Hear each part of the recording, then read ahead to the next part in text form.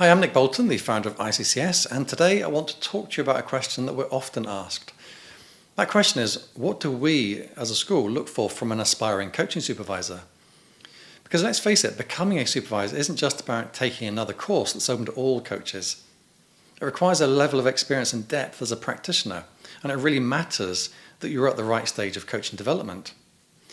Now, you could say that readiness is twofold. There's the inner sense, your own personal experience, how do you feel about your readiness?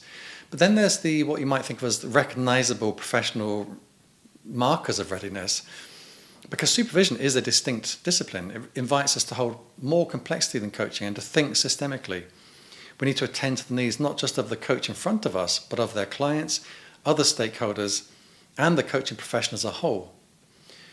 So, when we're talking to coaches who are thinking about becoming supervisors, there are really kind of 7 core qualities or areas that we look at.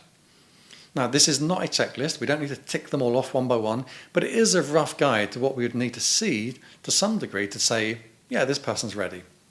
And the first is, unsurprisingly, significant coaching experience. Typically, we're looking for around 5 years or more, but really it's not so much about the duration, but the depth of experience.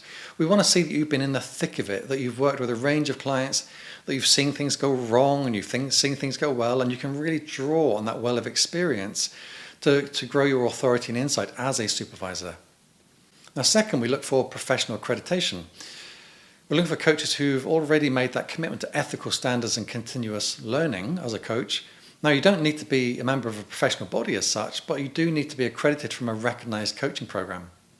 Now, thirdly, we want to see some breadth of coaching experience. If your practice has been very narrowly focused, you might find it hard to connect with supervisees working in different contexts.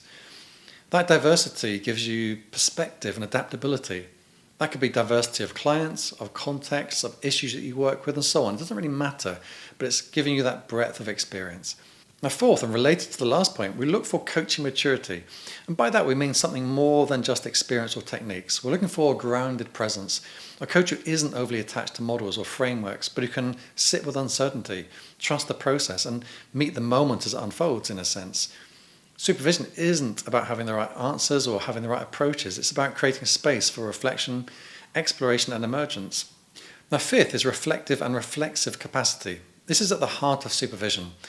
We're looking for coaches who already have a habit of reflection, not just of what happened in a session, but why it unfolded the way it did, what it tells them about themselves, what their assumptions are, what their patterns are. This level of reflexive inquiry is what supervision thrives on. Now, the sixth area is ethical maturity and courage, because supervision is often where tough stuff comes up. Boundary issues, confidentiality, conflicts of interest, and a lot more. We're looking for people who are willing to look those issues directly in the eye, to speak honestly and openly, and to support others in navigating that complexity. And finally, we look for a commitment to ongoing development. Supervision isn't a destination, it's a next step in your journey.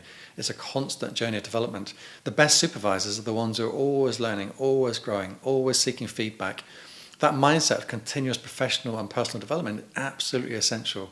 So, to sum up, the 7 qualities we look for are significant coaching experience, professional accreditation, breadth of practice, coaching maturity, reflective capacity, ethical maturity, and commitment to ongoing learning. Now, you don't have to be perfect at all of these, but we are looking for people who are thoughtful, self-aware, and ready to take on the responsibility of helping other coaches do the best work, ethically, professionally, and with care. If you hear yourself described in what I've just said, and you're thinking, yeah, I think I'm ready, then we'd love to invite you to take that next step with us. You can find out more on our website at iccs.co, and you can book a consultation to explore whether this is the right step for you. Thanks so much for watching, and see you on the next video.